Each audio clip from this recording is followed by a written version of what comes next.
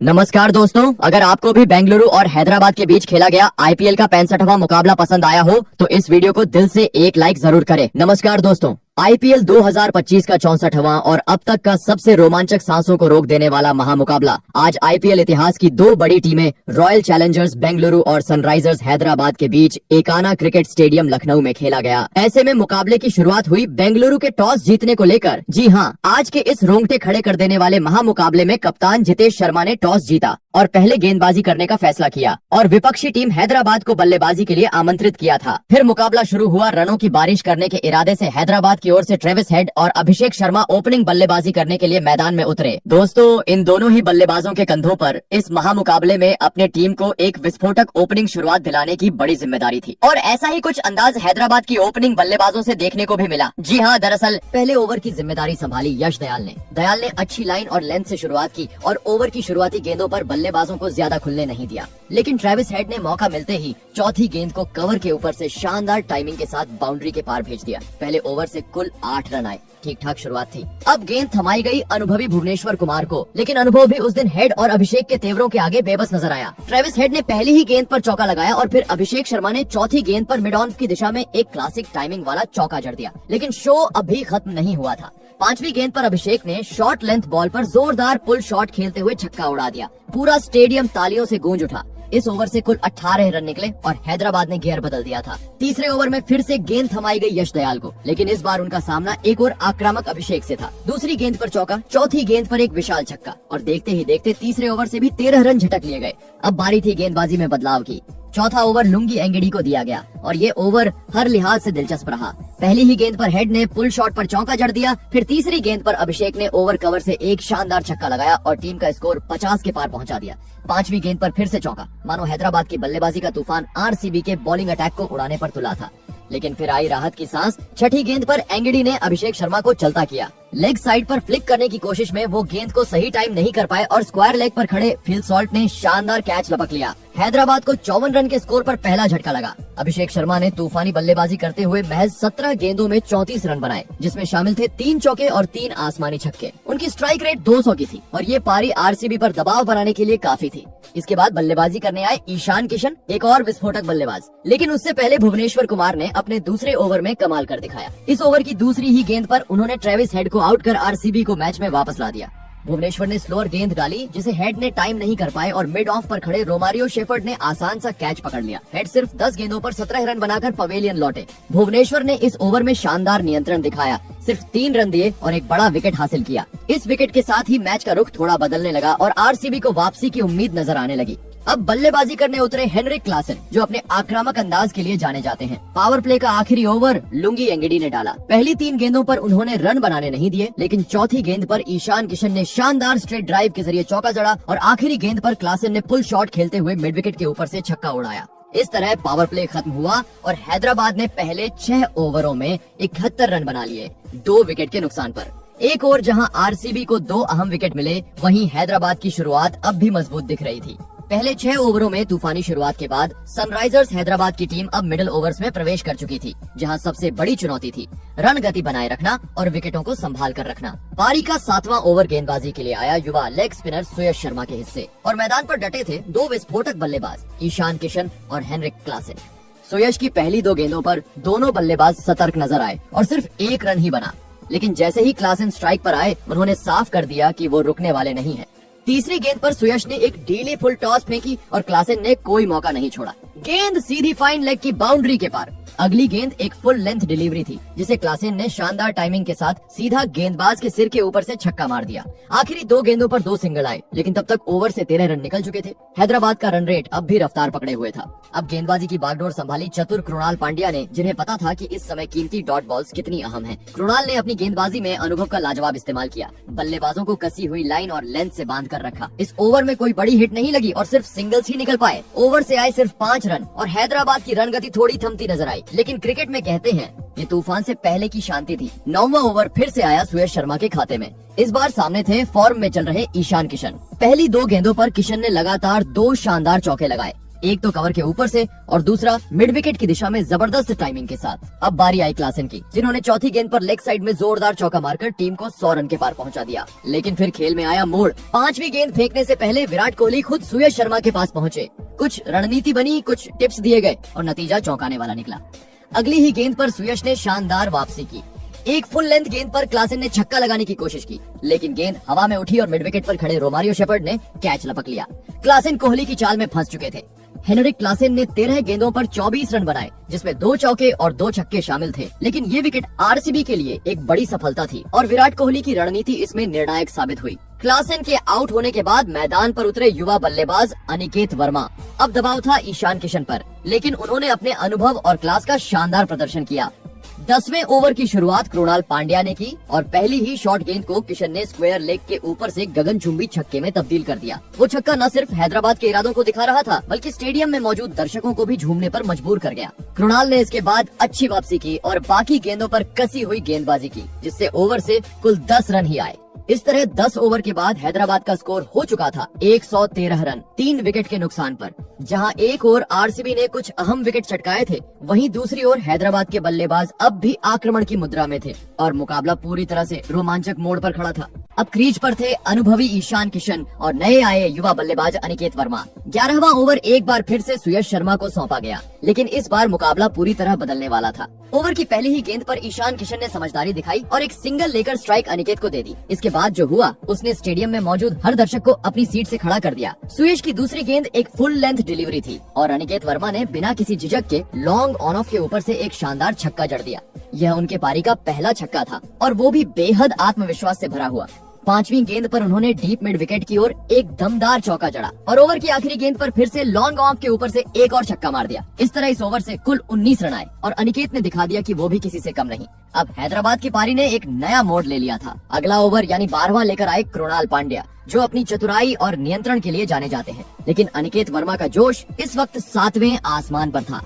Over की शुरुआत में ही उन्होंने 2 गेंदों पर लगातार 2 छक्के जड़ दिए, पहला डीप मिड विकेट के ऊपर से और दूसरा लॉन्ग ऑफ के ऊपर से। कमेंटेटर्स भी हैरान थे, फील्डर्स भी बेबस नजर आ रहे थे। लेकिन क्रिकेट की यही खूबसूरती है, एक पल में ही सब बदल सकता है। जैसे ही अनिकेत तीसरे छक्के की फिराक में थे, कृणाल ने चतुराई से एक स्लोअर गेंद डाली, जो बल्ले का किनारा लेकर सीधे भुवनेश्वर कुमार के हाथों में जा पहुंची।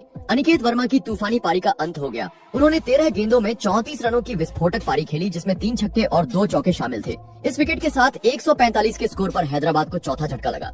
इसके बाद बल्लेबाजी के लिए मैदान पर आए नीतीश कुमार रेड्डी। पारी का 13वां ओवर लुंगी एंगडी को दिया गया और उन्होंने अपनी क्लास दिखाई। इस ओवर में उन्होंने टाइट लाइन और लेंथ के साथ बेहतरीन गेंदबाजी की। बल्लेबाजों को खुलकर खेलने का कोई मौका नहीं दिया गया। हालांकि किशन ने इस ओवर में एक चौका लगाया और टीम को 150 रन के पार पहुंचा दिया। ईशान अब अपने अर्धशतक के बेहद करीब थे। 14वां ओवर फिर से कृणाल को सौंपा गया और इसी ओवर में ईशान किशन ने अपनी हाफ सेंचुरी पूरी की, सिर्फ 28 गेंदों में। उन्होंने एक डबल लेकर अपना अर्धशतक पूरा किया और फिर मिड विकेट की ओर एक खूबसूरत चौका भी जड़ा। इस ओवर से कुल 8 रन आए और हैदराबाद की पारी को मजबूती मिलती रही। फिर आया पारी का 15वां ओवर, जिसे याद रखा जाएगा रोमारियो शेफर्ड की शानदार गेंदबाजी के लिए। नीतीश कुमार रेड्डी एक बड़ा शॉट खेलने के चक्कर में फंस गए। उन्होंने एक फुल शॉट खेला, लेकिन गेंद बल्ले के टॉप एज से लगकर हवा में उठ गई और कृणाल पांड्या ने आसान कैच लपक लिया। नीतीश सिर्फ 4 रन बना सके और हैदराबाद को 164 रन के स्कोर पर 5वां झटका लग गया। इसके बाद बल्लेबाजी करने आए अभिनव मनोहर, लेकिन शेफर्ड ने उन्हें रन बनाने का कोई मौका नहीं दिया। उन्होंने ओवर में सिर्फ 4 रन खर्च किए और एक महत्वपूर्ण विकेट चटकाया। अब हैदराबाद के पास सिर्फ 5 ओवर बचे थे और टीम को चाहिए था आक्रामक बल्लेबाजी की नई लहर। अब बारी थी डेथ ओवर्स की, वो अंतिम 5 ओवर जहां हर गेंद पर मैच की दिशा बदल सकती है। अब सबकी निगाहें इस बात पर टिकी थी कि क्या हैदराबाद 220 से ऊपर पहुंच पाएगा। 16वां ओवर लेकर आए अनुभवी भुवनेश्वर कुमार, वो नाम जिनका डेथ ओवर्स में जलवा किसी से छिपा नहीं। ओवर की शुरुआत में उन्होंने अपनी अनुभवी लाइन और लेंथ से बल्लेबाजों को बांध दिया। हालांकि तीसरी गेंद पर अभिनव मनोहर ने एक शानदार शॉट खेला। शॉर्ट एंड वाइड गेंद को टाइमिंग के साथ डीप बैकवर्ड पॉइंट के ऊपर से उड़ाते हुए छक्का जड़ दिया। स्टेडियम में एक बार फिर गूंज उठी तालियों की गड़गड़ाहट। लेकिन इसके बाद भूवी ने अपना अनुभव दिखाया और आखिरी 3 गेंदों पर सिर्फ 3 रन दिए। इस तरह से इस ओवर से कुल 9 रन ही आए और भुवनेश्वर ने फिर साबित किया कि क्यों वो भारत के सर्वश्रेष्ठ डेथ ओवर गेंदबाजों में से एक हैं। इसके बाद 17वां ओवर लेकर आए रोमारियो शेफर्ड, जिन्होंने इस ओवर के लिए एक खास प्लान तैयार किया था।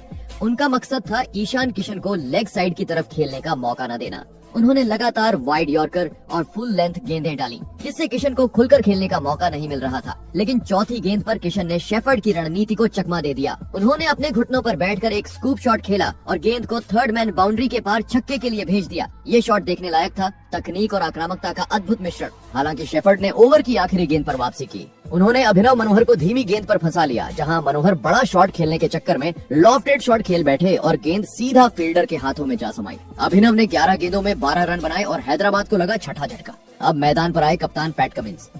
18वां ओवर फिर से भुवनेश्वर कुमार को सौंपा गया, लेकिन इस बार सामने थे फॉर्म में चल रहे ईशान किशन। ओवर की दूसरी गेंद पर किशन ने एक्स्ट्रा कवर के ऊपर से जोरदार चौका मारा और 5वीं गेंद पर लो फुल टॉस को लॉफ्टेड ड्राइव के जरिए सीधा छक्के के लिए भेज दिया। भुवनेश्वर की सटीक गेंदबाजी के बावजूद इस ओवर से 15 रन निकले और किशन ने रणगति को फिर से रफ्तार दे दी। अब बारी थी 19वें ओवर की और गेंदबाजी करने आए लुंगी एंगडी, जो पहले के ओवर्स में महंगे साबित हुए थे। उन्होंने ओवर की शुरुआत कसी हुई गेंदबाजी से की और पहली 4 गेंदों पर सिर्फ 5 रन ही दिए। लेकिन 5वीं गेंद पर पैट कमिंस ने हाथ खोलते हुए लेंथ बॉल को डीप स्क्वायर लेग की ओर शानदार छक्का जड़ दिया। आखिरी गेंद पर एंगडी के पास कैच लेने का मौका था, लेकिन वो आसान नहीं था और गेंद हाथ से फिसल गई। इस ओवर से कुल 12 रन आए और स्कोर लगातार बढ़ता जा रहा था। अब आया अंतिम ओवर, 20वां। गेंद सौंपी गई यश दयाल को। सामने थे धमाकेदार फॉर्म में चल रहे ईशान किशन। दयाल ने शुरुआत शानदार की। पहली 3 गेंदों पर टाइट लाइन और लेंथ के साथ बॉलिंग करते हुए कोई बड़ा शॉट नहीं लगाने दिया, लेकिन चौथी गेंद पर किशन ने रूम बनाकर कवर पॉइंट के ऊपर से एक शानदार चौका जड़ा। 5वीं गेंद स्लोअर थी, लेकिन किशन ने उसे पढ़ते हुए वाइड लॉन्ग ऑफ के ऊपर से तगड़ा छक्का मार दिया। आखिरी गेंद पर सिर्फ 1 रन आया। इस ओवर से भी कुल 15 रन निकले और इस तरह सनराइजर्स हैदराबाद ने निर्धारित 20 ओवरों में 6 विकेट के नुकसान पर 231 रन का विशाल स्कोर खड़ा कर दिया। ईशान किशन नाबाद लौटे 48 गेंदों में 94 रन की धमाकेदार पारी खेलकर। इस पारी में उन्होंने 7 चौके और 5 गगनचुंबी छक्के लगाए। कप्तान पैट कमिंस ने भी 6 गेंदों पर 13 रन जोड़कर अंत में योगदान दिया। अब आरसीबी के सामने था 232 रनों का पहाड़ सा लक्ष्य, एक ऐसा स्कोर जिसे हासिल करने के लिए उन्हें अपनी बल्लेबाजी की हर ताकत झोंकनी पड़ेगी। 231 रन का पहाड़ जैसा लक्ष्य, एक ऐसा स्कोर जिसे हासिल करने के लिए सिर्फ अच्छे शॉट्स नहीं बल्कि निडर इरादों की भी जरूरत थी। मैदान पर उतरे 2 ढाकड़ बल्लेबाज विराट कोहली और फिल सॉल्ट। दोनों हाल ही में शानदार फॉर्म में चल रहे थे, लेकिन इस बार उन्हें सिर्फ खुद के लिए नहीं पूरी टीम के लिए इतिहास रचना था। सनराइजर्स हैदराबाद की कप्तानी कर रहे पैट कमिंस ने खुद पहला ओवर फेंकने का फैसला किया। गेंद हाथ में थी, आंखों में आग और इरादा था आरसीबी की कमर पहले ही ओवर में तोड़ने का। उन्होंने अपनी पहली ही गेंद पर 145 की रफ्तार का बाउंसर फेंका, जिसने फिल सॉल्ट को चौंका दिया। अगली गेंद पर विराट कोहली को भी एक तीखी शॉर्ट गेंद से बीट किया, लेकिन इन दोनों दिग्गज बल्लेबाजों ने अपनी क्लास का नमूना दिखाया। सॉल्ट ने ओवर की तीसरी गेंद को पॉइंट के ऊपर से उड़ाया और फिर कोहली ने चौथी गेंद को मिड ऑन की दिशा में बाउंड्री पार पहुंचाया। हालांकि दोनों बल्लेबाज पूरी तरह सहज नहीं थे, लेकिन उन्होंने इस ओवर से 10 रन बटोर ली। दूसरा ओवर लेकर आए बाएं हाथ के तेज गेंदबाज जयदेव उनादकट। इस ओवर की दूसरी गेंद पर कोहली ने अपनी क्लास दिखाई, एक परफेक्ट टाइमिंग वाला शॉट सीधा मिड ऑन के ऊपर से 4 रनों के लिए। लेकिन उनादकट ने इसके बाद जबरदस्त वापसी की। उन्होंने सटीक लेंथ और लाइन से बल्लेबाजों को बांध कर रखा और सिर्फ 9 रन ही दिए। तीसरा ओवर एक बार फिर कप्तान कमिंस ने खुद संभाला और विराट कोहली ने जैसे ठान लिया था कि इस ओवर को खास बनाना है। पहली ही गेंद पर कोहली ने ऑफ स्टंप के बाहर की गेंद को पॉइंट के ऊपर से छक्का नहीं, लेकिन एक खूबसूरत चौका जरूर जड़ा। फिर चौथी गेंद पर उनका ट्रेडमार्क फ्लिक आया, स्क्वायर लेग की दिशा में चौका। इस ओवर से 12 रन आए और कोहली का बल्ला अब गर्म हो चुका था। अब चौथा ओवर आया और गेंद लेकर आए हर्षल पटेल और यही हुआ पहला बड़ा ड्रामा। पहली गेंद नो बॉल निकली, फुल टॉस थी। सॉल्ट ने बड़ा शॉट खेलने की कोशिश की, गेंद हवा में गई और कैच भी हो गया। पूरी हैदराबाद टीम खुशी में झूम उठी, लेकिन तभी आया अंपायर का इशारा। नो बॉल सॉल्ट को मिला जीवनदान और आरसीबी की किस्मत ने उन्हें दूसरा मौका दिया। अगली गेंद पर कोहली ने कवर पॉइंट के ऊपर से एक बेहतरीन टाइमिंग वाला चौका मारा। फिर अगली गेंद मिड ऑन के ऊपर से एक और क्लासिक विराट शॉट। हर्षल ने आखिरी 3 गेंदों पर कसी हुई गेंदबाजी की, लेकिन तब तक नुकसान हो चुका था। 5वां ओवर फिर से उनादकट। इस बार विराट कोहली का बल्ला गरज रहा था। ओवर की दूसरी गेंद पर उन्होंने लेग साइड में एक जोरदार चौका मारा। दर्शकों की तालियों ने स्टेडियम को झंझना दिया। फिर इसी ओवर में सॉल्ट ने भी हाथ खोले, शॉर्ट फाइन लेग की दिशा में चौका और इसी के साथ आरसीबी का स्कोर 50 के पार पहुंच गया। अब बारी थी पावर प्ले के आखिरी ओवर की और गेंदबाजी की जिम्मेदारी दी गई ईशान मलिंगा को, लेकिन मलिंगा की गेंदों पर कोहली और सॉल्ट दोनों टूट पड़े। पहली गेंद पर विराट ने रूम बनाते हुए मिड विकेट की दिशा में टाइमिंग से भरपूर छक्का जड़ दिया। गेंद स्टैंड में जाकर गिरी और स्टेडियम कोहली कोहली के नारों से गूंज उठा। फिर तीसरी गेंद पर फिल सॉल्ट ने भी अपने तेवर दिखाए।